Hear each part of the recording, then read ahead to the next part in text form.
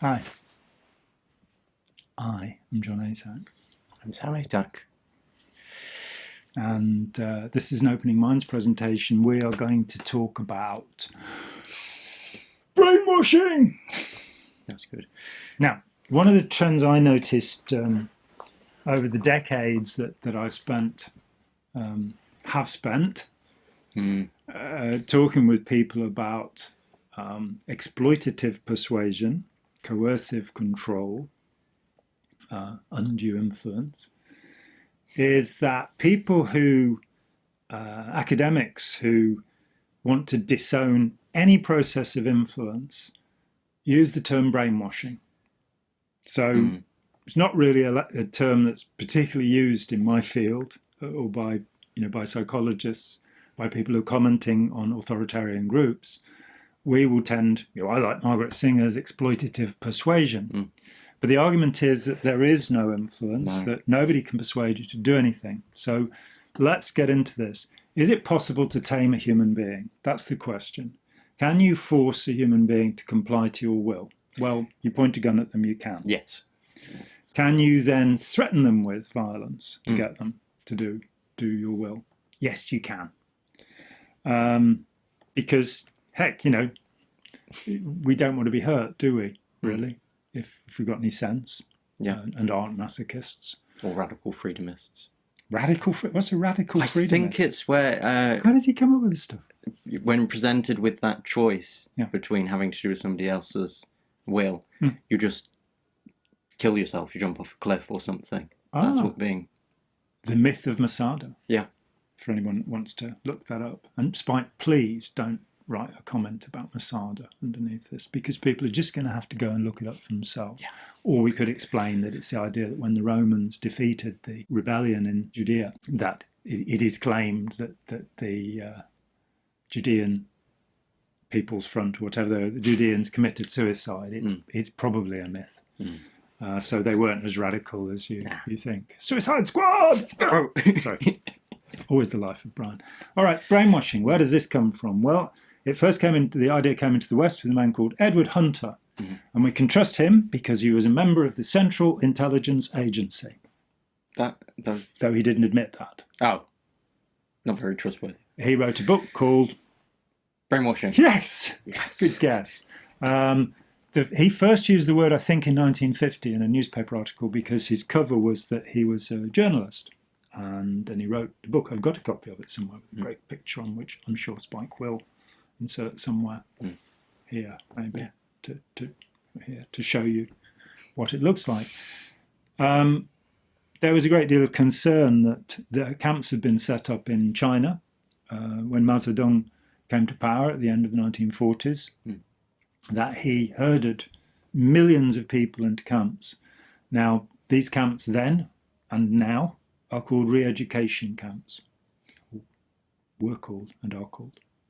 The term brainwashing, and you might spend sort of 5 years in one of these camps. His idea was that to transform society, you needed to take anybody who disagreed with him and what he called communism, which frankly had very little to do with what Marx called communism. I'm not a big supporter of Marx either, but just like to point out that Mao was what we would call technically a fascist. Yeah. Somebody who does not believe in free elections, someone who believes in a one-party state controlled by a tyrannical dictator, which he, of course, proved to be. And let's put in a little footnote about about Mao. Sorry, Carl, didn't mean to upset you there, mate. Mao Zedong is the greatest mass murderer of all time. It is estimated that 70 million people died as a consequence of the work of Mao Zedong. But the first part was getting everybody to believe in what he believed, or more so, actually, everybody to believe in him and do as they were told. And one of the terms used for this was Sinao, H-S-I-N-A-O in one of the transliterations into English. And people have mistakenly chased after this term brainwashing. Now, it doesn't mean that. It means the cleansing of the heart. Because to the Chinese, traditionally the heart is, just as we foolishly believe that heart is where our emotions come from, and we still use that in everyday conversation, I feel broken-hearted. I feel disheartened. Disheartened. Yeah. Or right. discouraged, which actually, if you take it out of the French, means the same thing. Cœur being the heart, as in Cœur de Lion, Richard the Lionheart, with the heart of a lion. See? Yeah. You learn something old every day. That it's actually an expression that goes back at least 1,000 years in Chinese tradition, and it means, clearing your conscience, getting to grips with the world, that sort of stuff. So it doesn't mean brainwashing. It means cleansing of the conscience, cleansing of the self. Unfortunately, it's a misnomer. It's the wrong word for what they were doing.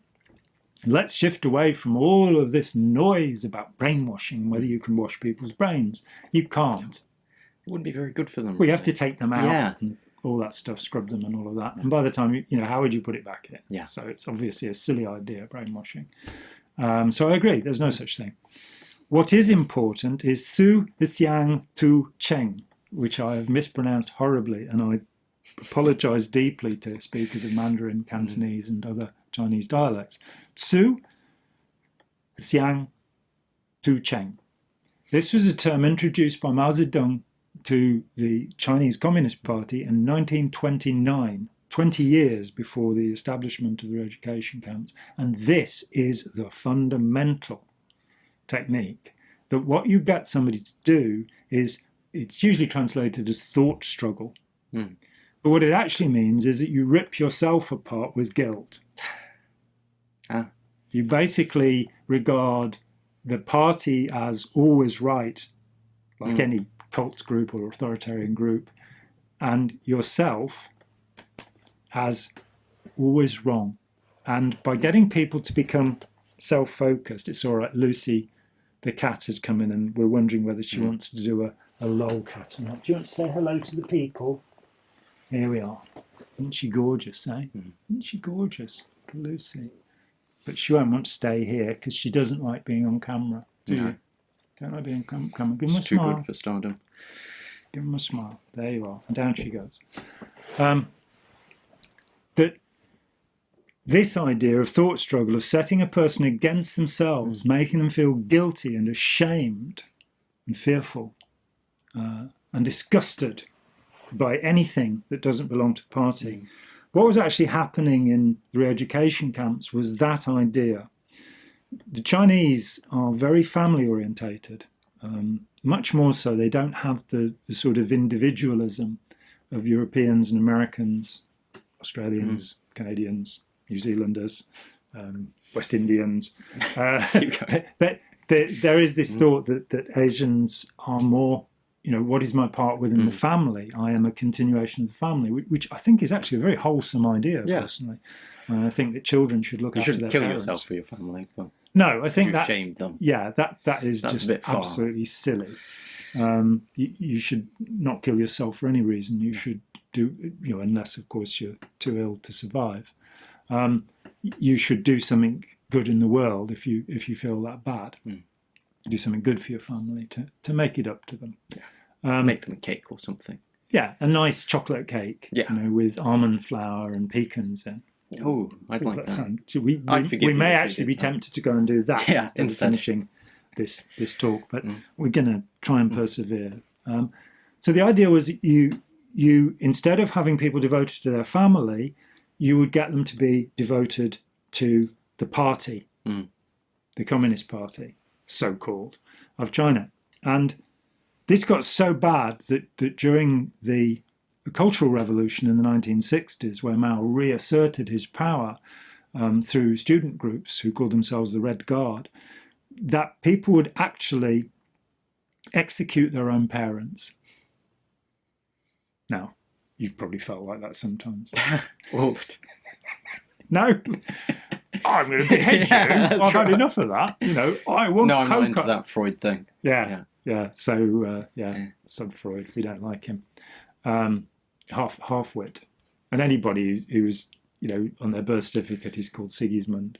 You've got to worry about that a little bit. And,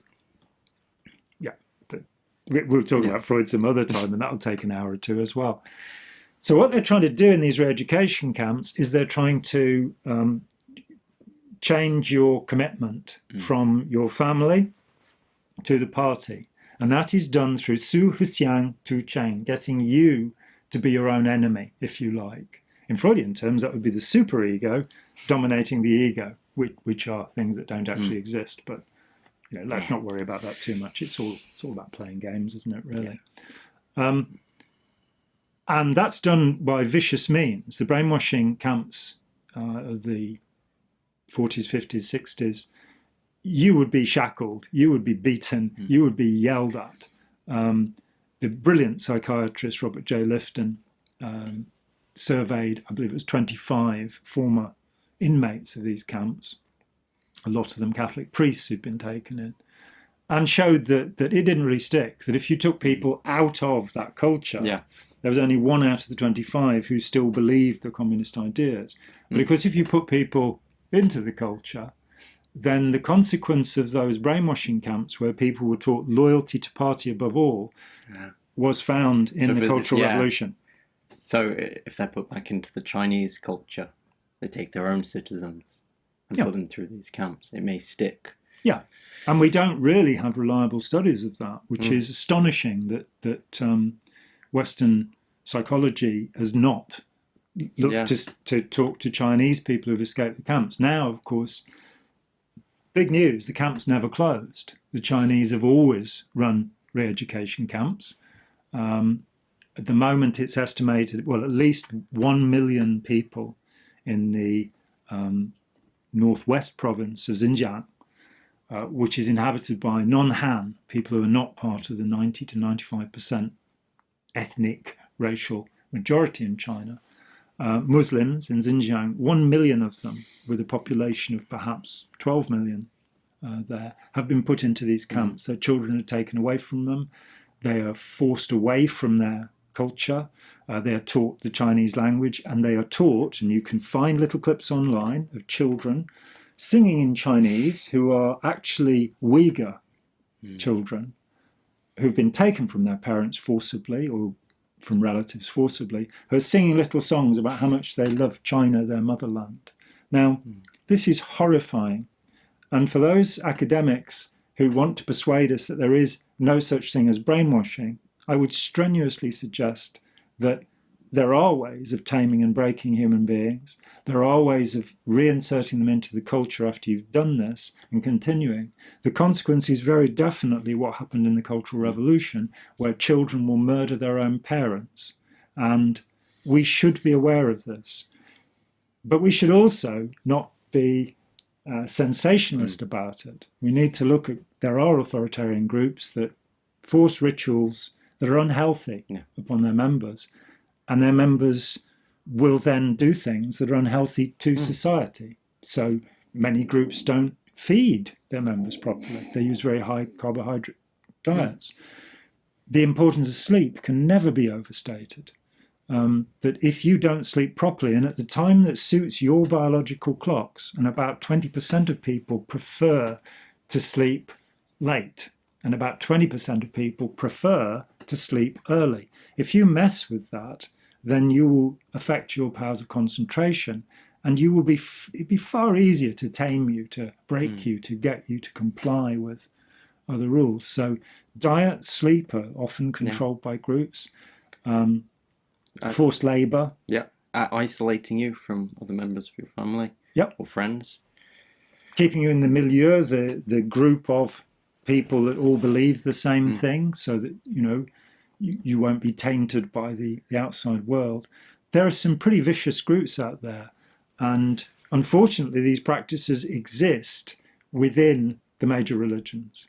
And so I'm not anti-religious. A number of my friends are militant atheists and they want to stop religion. They tell me that religion is the basis of all evil in the world. I don't think that's true. I have friends who are religious whose belief has led them to lead very social lives, contributing in a healthy way to society. I've known many people of this type. My concern, therefore, is not what people believe, but what do they do? And if they are forcing other people to behave in a certain way, then I'm concerned about it. So that's what brainwashing is. There may be as many as 3 million people in camps in China. It is astonishing that the Western world has, linked itself now so much with Chinese production that we can't live without it. So basically, the reality is that we are, in buying Chinese goods, supporting a totalitarian fascist culture that continues to harvest the organs of the people that it murders because they believe, say, in some eccentric set of beliefs like Falun Gong. And this is wrong. So, I mean, we've brought together several ideas. We've been rude about China. Yeah. President Xi's a dreadful person.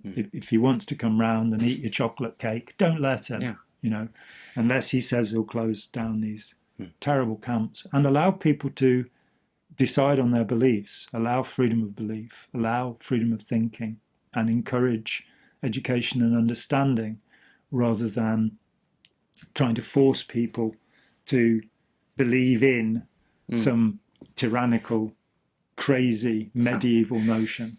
It is said, I've finished perhaps with this, that Mao Zedong, and there's a wonderful, really excellent biography by Jung Chang, who wrote about the Wild Swans, about her mother and her grandmother, and how her grandmother had her feet bound to be 3 inches long. That's not good for you. It's not good for you. It means you can't walk properly. Yeah. And that was stopped. That's a good thing. They stopped doing that. But there's a very good biography of Mao. Mao was a dreadful person.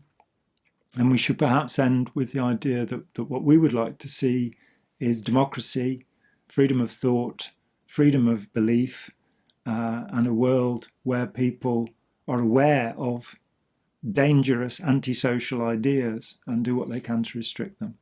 And would you like to add anything to that? Anything, really. Anything that's floated to the top of your... He's now going to pretend. Yeah, that was thinking of something. Yeah, but he wasn't. I wasn't, no. He is achieved. I did have something, but it's gone now. Oh, it's gone now. Floated out of the mind away. In a pure meditative state. Into the collective unconscious. Back into the collective unconscious. So, brainwashing, don't do it. It's not good for you. I am John Atack. I am Sam Atack. And this has been an Opening Minds presentation. We thank you so much for your company, and we hope to see you again soon. Thank you.